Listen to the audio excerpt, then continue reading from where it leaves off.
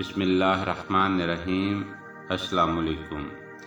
1388 عیسوی میں فیروز شاہ تغلق کی وفات پر اس کا پوتا غیاث الدین تغلق تخت نشین ہوا۔ غیاث الدین تغلق نے ملک فیروز علی کو خان جہاں کے خطاب سے نواز کر اپنا وزیر مقرر کیا۔ غیاث الدین ترمذی کو داروغہ اسلحہ بنایا، جبکہ گجرات کا علاقہ فرحت الملک کے پاس رہنے دیا۔ تخت نشین ہوتے ہی غیاث الدین نے ایک لشکر عظیم اپنے چچا ناصر الدین سے لڑنے بھیجا۔ ناصر الدین شکست کھا کر قلعہ نگر کوٹ میں پناہ گزین ہو گیا۔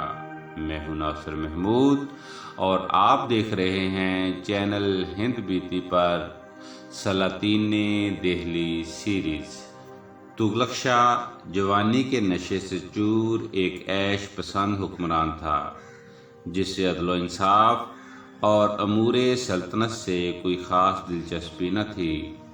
تغلق شاہ نے اپنے سگے بھائی سالار شاہ کو قید کر دیا۔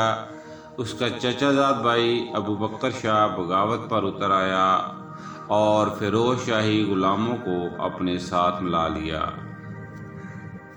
تغلق سلطنت میں غلام ریڑھ کی ہڈی کی حیثیت رکھتے تھے۔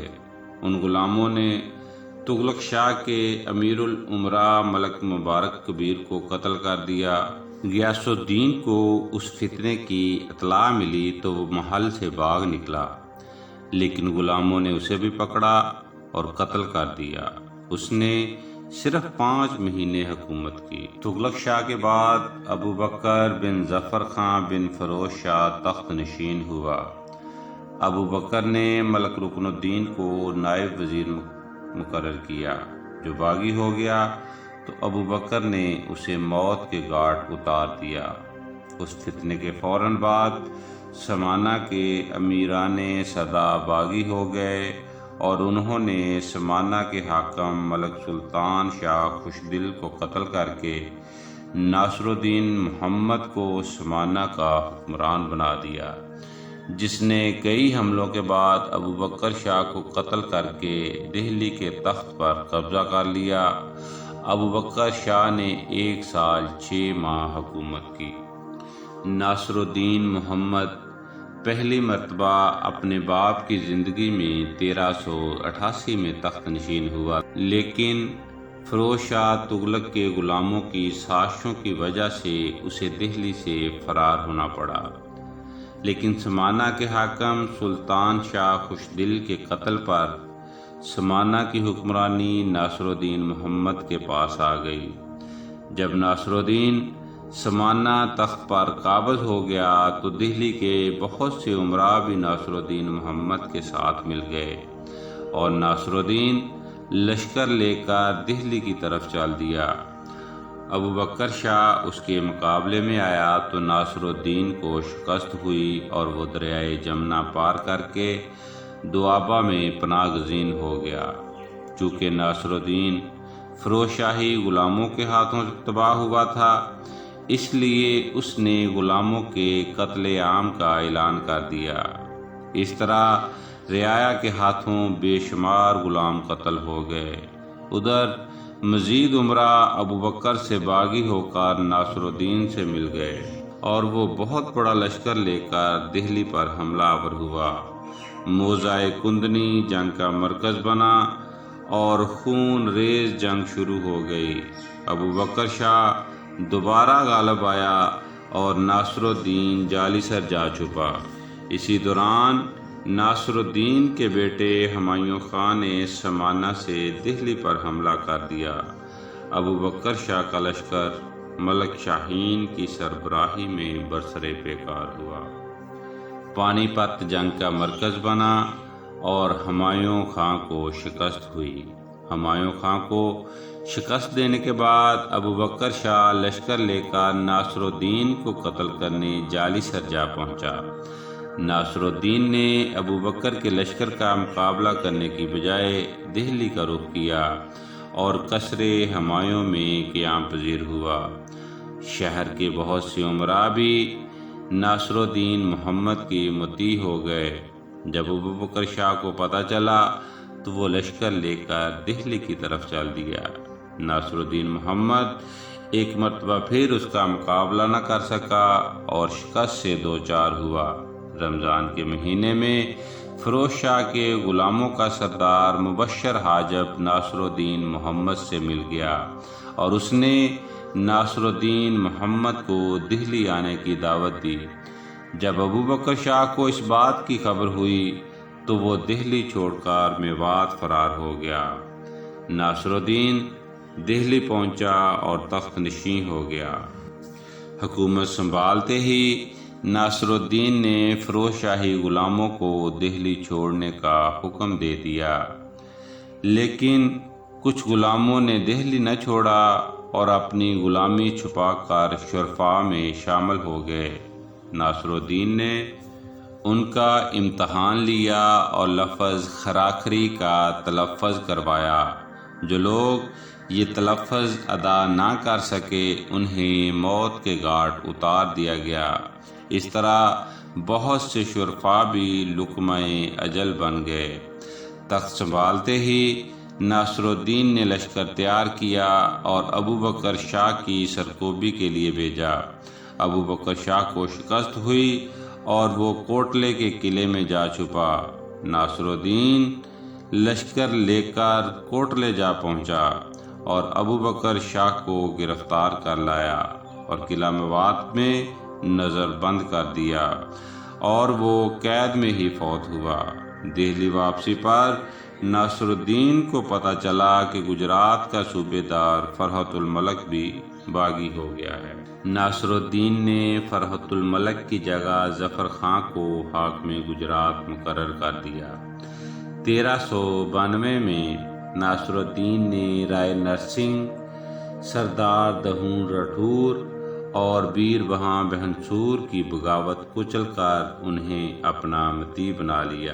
اس کے بعد اٹاوے کی بغاوت بھی کچل دی گئی اور پھر بادشاہ جالی سر پہنچا اور وہاں ایک قلعہ بنوایا اور اسے محمد آباد کا نام دیا۔ یہاں بادشاہ کو خبر ہوئی کہ خاں جہاں کی نیت میں فطور ہے تو بادشاہ فوراً دہلی پہنچا اور اسلام خاں کو موت کے گھاٹ اتار دیا۔ 1393 عیسوی میں دہون راٹھور اور بیر بہان نے دوبارہ سرکشی کی۔ اس فتنے کو بھی طاقت کے ذریعے ختم کر دیا گیا۔ اس کے بعد بادشاہ بیمار ہو گیا اور اس کی بیماری شدت اختیار کر گئی۔ اسی دوران بہادر ناہر نے بغاوت کر دی۔ بادشاہ بیماری کے باوجود لشکر لے کر کوٹلے پہنچا تو ناہر پنچھر بھاگ گیا۔ واپسی پر بادشاہ کی طبیعت زیادہ خراب ہو گئی اور وہ 1394 عیسوی میں خال کی حقیقی سے جا ملا۔ ناصر الدین محمد کی وفات کے بعد ہمایوں خان سکندر شاہ کے نام سے تخت نشین ہوا، لیکن صرف 45 دن کی حکومت کے بعد وہ بھی طبعی موت مر گیا۔ سکندر کی وفات پر اس کا چھوٹا بھائی محمود تخت نشین ہوا اور اسے ناصر الدین محمود کا لقب دیا گیا۔ ناصر الدین محمود کے دور میں سلطنت میں سرکشی اور بغاوتوں کا سیلاب آ گیا۔ سلطنت اپنی مضبوطی کھونا شروع ہو گئی اور ہر طرف فتنے اور فسادات برپا ہو گئے۔ خاص طور پر مشرقی علاقوں کے ہندوؤں نے دہلی حکومت کو ماننے سے انکار کر دیا اور خون ریزی شروع کر دی۔